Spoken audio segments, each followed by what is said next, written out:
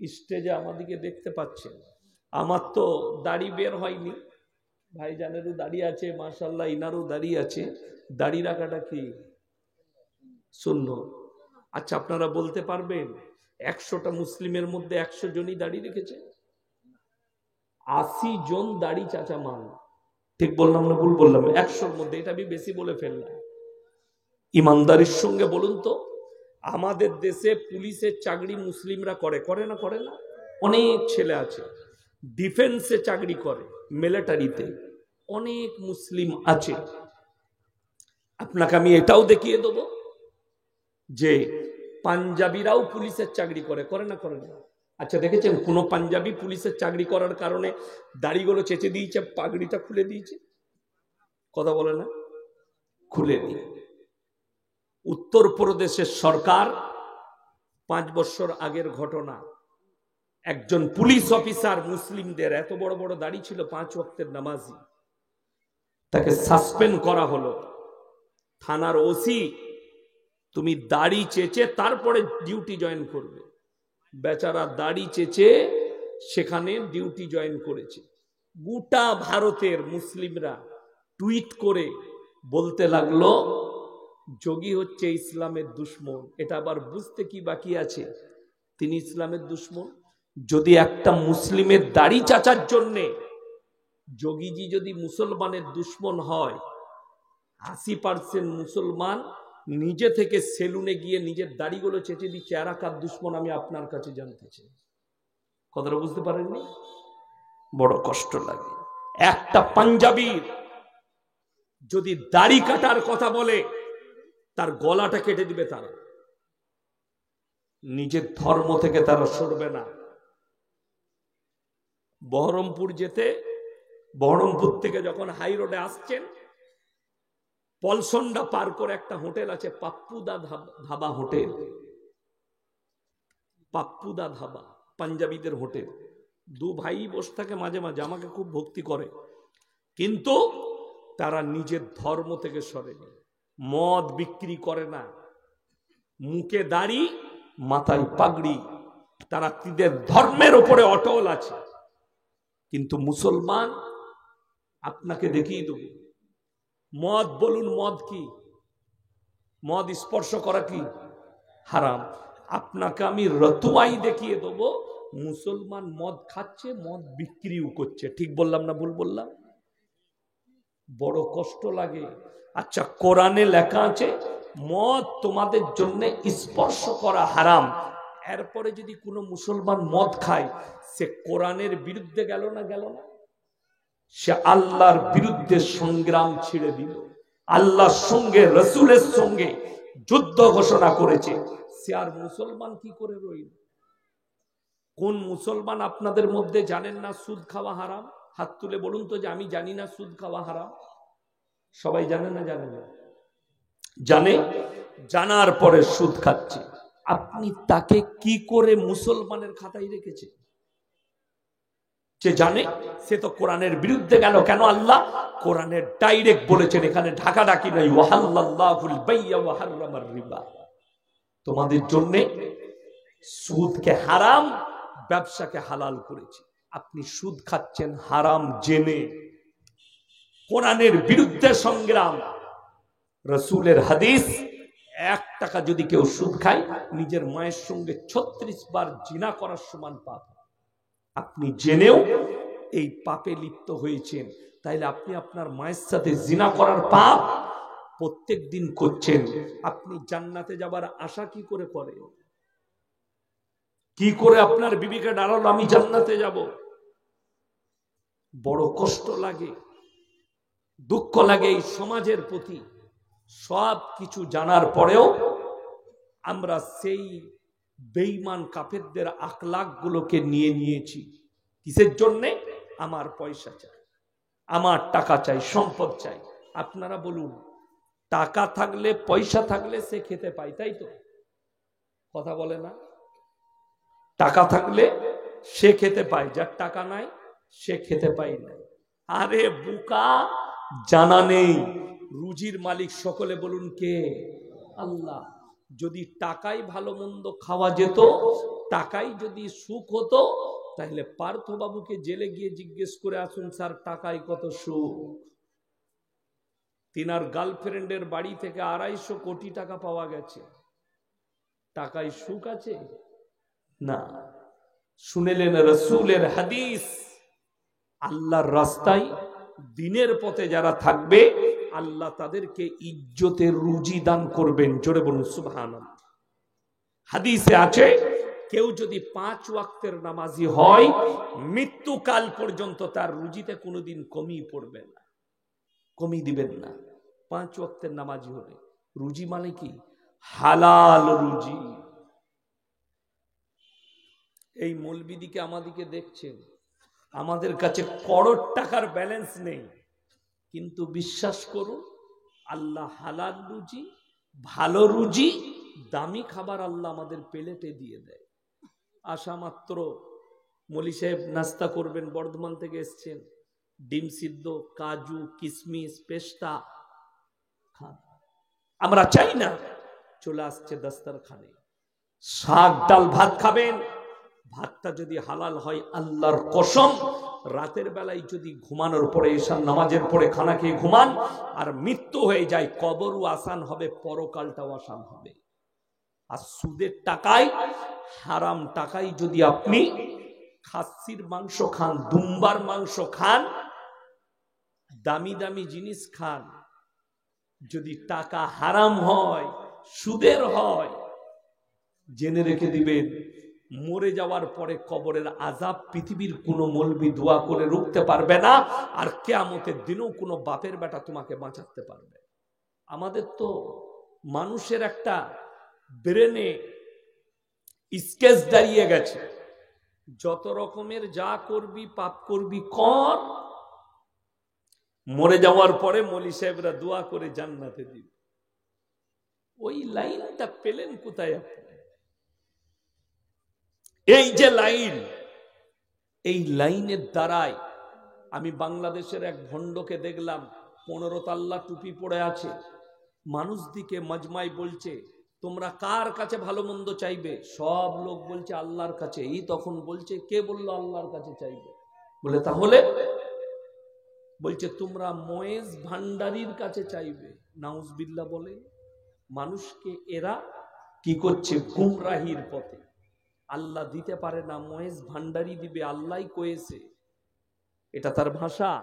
মোবাইলে ঘুরছে, ফেসবুক আর ইউটিউবে আপনি মাজাক বানিয়ে দিয়েছে, অথচ কোরআনে আছে সূরা আরাফ প্রথম পৃষ্ঠা, ফালানাসআলান্নাল্লাযীনা উরসিলা ইলাইহিম ওয়ালানাসআলান্নাল মুরসালিন। মানুষ তো অনেক দূরের কথা, এই মৌলবি মোল্লারা তো অনেক দূরের কথা। আমি আল্লাহ নবী পয়গম্বর রাসূলকেও দাঁড় করাবো, তাদেরকেও জিজ্ঞাসাবাদ করা হবে, তোমরা কেমন করে দাওয়াত দিয়েছো? তার কমকে জিজ্ঞেস করব, তোমরা কেমন করে গ্রহণ করেছো? কোরআনে একাধিক দলিল আছে। হযরত ঈসা মসিহকে আল্লাহ দাঁড় করাবেন, কোরআনে আছে। কিয়ামতের দিনে গোটা পৃথিবীর মানুষের সামনে দাঁড় করানো হবে। কেন? যারা খ্রিস্টান আছে তারা আল্লাহর ওপরে একটা বড় অপবাদ দিয়েছে। অপবাদটা হচ্ছে ঈসা হচ্ছে আল্লাহর বেটা। জোরে বলুন নাউজুবিল্লাহ। এইটা হচ্ছে তহমত আল্লাহর ওপরে। অথচ আল্লাহ প্রত্যেকটা জিনিস থেকে পবিত্র, পাক। তহমত দিয়েছে। খ্রিস্টানরা 3 জনকে আল্লাহ বলে মানে। এক আল্লাহকে বিশ্বাস করে যে তিনি সৃষ্টিকর্তা, 2 ঈসা মসিহ, 3 তার মা মরিয়ম। কিন্তু তারা আহলে কিতাব থেকে বেরিয়ে গেছে খালি এতটুকু বলার কারণে, ঈসা আল্লাহর বেটা। এরা আর আল্লাহর কাছে চাই না। গির্জায় দুজনার মূর্তি রেখেছে, ঈসা মসিহ যিশু খ্রিস্টের আর মরিয়মের। এদের কাছে চায়। 25শে ডিসেম্বর ক্রিসমাস পালন করে। এখানে অনেক মুসলিম যুবক যুবতী গিয়ে, এই তো সামনে ডিসেম্বর মাস ঢুকে যাবে, ঠিক কি না? আজকে হয়তো 23 না 24, আজকে 23, 12টার পরে 24 হয়ে যাবে। সামনে 25শে ডিসেম্বর আসছে। হাজার হাজার মুসলিম যুবক যুবতী তারা গিয়ে গির্জায় লাইন দেয়। আমার বর্ধমান টাউনে দেখিয়ে দেবো আমি আপনাকে, কলকাতায় দেখিয়ে দেবো। স্কুল পড়ুয়া, কলেজ পড়ুয়া ছেলে মেয়েরা। কেন? তারা বলে যে আরে এটা তো কোনো ব্যাপারই নয়, আমরা যাব তাদের, তারা আসবে আমাদের। বড় কষ্ট লাগে। ওই মুসলিম যুবক যুবতীকে জিজ্ঞেস করো, তোমরা ঈদের নামাজ পড়ো, তারা কি আসে তোমার সাথে ঈদের নামাজ পড়তে? না তোমার মুখে পিশাব করে দেবে, তুমি দাওয়াত দিয়ে দেখো, সে আসবে না, তুমি যাও। দুঃখ বলে দিই, 2023 সাল 30শে ডিসেম্বর আমার জলসা ছিল গয়েশ বাড়িতে, সুজাপুর মালদা গয়েশ বাড়ি। জলসা শেষ করেছি আমি 11টা 45-এ। আমার ড্রাইভার গাড়ি ছেড়েছে, 13 মিনিটের মধ্যে কালিয়াচক স্ট্যান্ড। গাড়ি জ্যামে দাঁড়িয়ে গেল, 4-5টা গাড়ি দাঁড়িয়ে আছে তার পেছনে। আমি ম্যানেজারকে বললাম এত রাত্রি কিসের জ্যাম, গিয়ে দেখে এসো।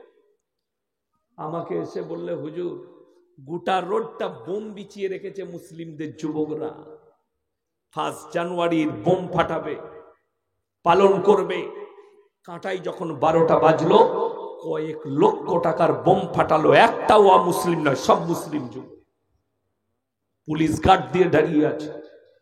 এদেরকে মুসলমান বলে, অথচ কোরআনে আছে গায়রিল মাগযুবি আলাইহিম ওয়ালাদ-দাল্লিন। মাগযুব মানে ইহুদি, দল্লিন মানে নাসারা। এই দুটো দলই পদভ্রষ্ট, আর এদের যারা অনুসারী হবে তারাও পদভ্রষ্ট হয়ে যায়। এটা কোরআন। কিয়ামতের দিনে আল্লাহ তাআলা ঈসা মসীহকে জিজ্ঞেস করবেন, ইয ক্বালাল্লাহু ইয়া ঈসা ইবনে মারইয়াম আ'আনতা কুলতা লিন-নাস ইত্তাখিদুনি ওয়া উম্মিয়া ইলাহাইনি মিন দুনিল্লাহ। তুমি কি বলেছিলে তোমার কওমকে আল্লাহ ছাড়া আমি আর আমার মা আরো দুটো আল্লাহ? ঈসা নবী চোখের পানি ফেলিয়ে বলবেন, ক্বালা সুবহানাক মা ইয়াকুনু লি আন আকুলা মা লাইসা লি বিহাক ইন কুনতু কুলতুহু ফাকাদ আলিমতা তা'লামু মা ফি নাফসি ওয়া লা আ'লামু মা ফি নাফসিক ইন্নাকা আনতাল্লামুল গুয়ুব। আল্লাহ, যে কথা বলার আমার হক নেই, অধিকার নেই, সে কথা আমি কেমন করে বলতে পারি? এই কথা যদি আমি বলে থাকতাম, আপনার তো অজানা হতো না, আপনি হচ্ছেন ইন্নাকা আনতাল্লামুল গুয়ুব, সব জানেন। আল্লাহ উত্তর দেবেন, হে আমার ঈসা, আমি সব জানি। এদিকে বিশ্বাস স্থাপন করানোর জন্য দাঁড় করিয়েছি। এরপরে বলুন, একটা নবীকে যদি আল্লাহ দাঁড় করিয়ে প্রশ্ন করে, তা আমার মতো মৌলবি হুজুররা কি করে ছাড় পাবে? কথাটা বুঝে এসছে না আসেনি? বড় কষ্ট লাগে। কোরআনে আরো দলিল দেবো আমি, আপনাদের দিমাগ আউট হয়ে যাবে। এতগুলো দলিল দেবো, আপনার চোখ দিয়ে পানি পড়বে যে আপনি কার উপরে ভরসা করছেন। ইয়াসিন সাহেবের উপরে আমাকে মহব্বত করতে পারেন, আমার নসিহত শুনতে পারেন, কিন্তু জান্নাতে যাবার গ্যারান্টি ইয়াসিন আপনাকে দিতে পারে না। জান্নাতে যাবার গ্যারান্টি হচ্ছে আপনার নিজের আমলের দ্বারা। নিজের আখলাক, চরিত্র, আমল যদি ভালো হয়। কোরআনে আছে, মান আমিলা সালিহান ফালিনাফসি ওয়া মান আসাআ ফাআলাইহা। যে বা যাহারা ভালো কাজ করবে তাহারা পুরস্কৃত হবে, যে বা যাহারা খারাপ কাজ, মন্দ কাজ করবে তাদেরকে তিরস্কার করা হবে কিয়ামতের দিনে। এটা কোরআন। এরপর আপনি ভেবে দেখুন, আপনি মদের ভাটিতে ডুবে থাকবেন আর মৌলবীর উপরে ভরসা করে রেখেছেন উনি জান্নাতে পাঠাবেন। আপনি গাঁজায় আসক্ত হয়ে আছেন মৃত্যুকাল পর্যন্ত, আপনি জান্নাতে যাবেন। আমাদের সমাজে তো 3টে কোয়ালিটির নামাজি আছে। কটা বললাম? 3টে। একটা হচ্ছে 5 ওয়াক্তের নামাজি, আলহামদুলিল্লাহ মাশাআল্লাহ 5 ওয়াক্তের নামাজ পড়ে। আর একটা হচ্ছে জুম্মার নামাজি, শুধু জুম্মাটা পড়ে। আর একটা নামাজি হচ্ছে ঈদ আর বকরা ঈদের নামাজি। ঠিক বললাম না? অথচ রাসূলের হাদিসটা শুনে নেন। আল্লাহ রাসূল সাল্লাল্লাহু আলাইহি সাল্লাম বললেন, যার মধ্যে নামাজ নেই তার মধ্যে ইসলাম নেই। যার মধ্যে নামাজ নেই তার মধ্যে ইসলাম নেই। আমাদের দেশে আর একটা শ্রেণীর মুসলমান আছে যারা ঈদ বকরা ঈদও পড়ে না। ঠিক বললাম না ভুল বললাম? কিন্তু গরুর গোশত খায়, মুসলিম ঘরে থাকে, তারা নিজেদিকে মুসলমান বলে দাবিও করে, কিন্তু তারা ঈদ বকরা ঈদও পড়ে না। এই লোকের জানাজা কি করে পড়া যাবে? কথাটা বুঝতে পারেননি? এই লোকের জানাজা কি করে পড়বেন? যদি জানা যায় মুসলিম বাড়িতে কেউ বসবাস করে আর সে যদি মুশরিক হয়, আল্লাহ ব্যতীত অপরকে সিজদা করে, আল্লাহ ব্যতীত অপরকে বিশ্বাস করে, আল্লাহ ব্যতীত অপরকে ভালো মন্দের মালিক মনে করে, আল্লাহর উপরে ঈমান না রাখে, জেনে রেখে দিবেন তার জানাজার নামাজ পড়া যাবে না, তার দাফন কাফন করা যাবে না। যদি বলেন কি করব, কুকুরকে খাইয়ে দেন, নদীর কিনারায় ফেলে দিয়ে আসেন, শুয়োরে খা কুকুরে খা। দাফন কাফন আর জানাজার নামাজ মুমিনদের জন্য, ইমানদারদের জন্য, যারা আল্লাহর উপরে বিশ্বাস এনেছে, যারা রসুলের উপরে বিশ্বাস এনেছে, যারা নামাজি, 5 ওয়াক্তের নামাজ পড়ছে। সবাই হাত তুলে বলুন নামাজ আজ থেকে কেউ ছাড়বো না, জোরে বলুন না ইনশাআল্লাহ। যারা নামাজ পড়েন না, অনুরোধ করে যাচ্ছি নামাজ পড়ুন।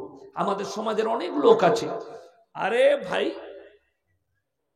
আমার মতো ভালো লোক পাবেন আমি নামাজ না পড়তে পারি, তাদেরকে অনুরোধ করে বলছি কিয়ামতের দিনে 2টো দরজা হবে। এরকম তোমার মতো ভালো লোক পৃথিবীতে গাদা আছে, আছে না নাই? অমুসলিম ভাইদের মধ্যে নেই?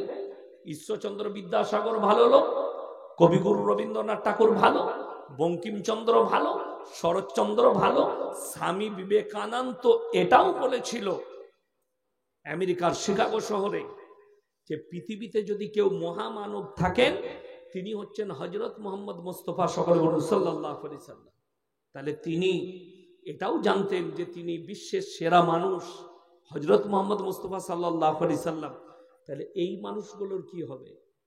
এরা এত ভালো কাজ করেছে, মানুষের সঙ্গে খারাপ ব্যবহার করেনি।